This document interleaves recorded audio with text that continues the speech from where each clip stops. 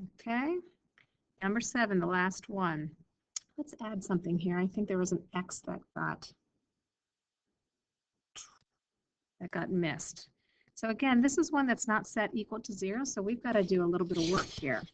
If I have x squared minus 10 is equal to minus 10x, well, I want it to equal 0, so I would need to bring this over. So I'm going to add the 10x to both sides.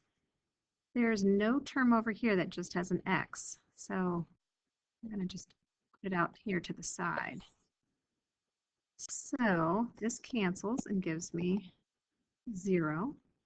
I've got the minus 10. I've got the x squared. Now between these two, which should come first? If I want it in standard form, the x squared should come first, and then my 10x, and then my constant. All right, so that's what I'm going to plug into Desmos. X squared plus 10x minus 10. And it looks like these are not going to be whole numbers, which is fine. I've got a 0 at negative 10.916 and 1 at 0.916. See if we can remember that.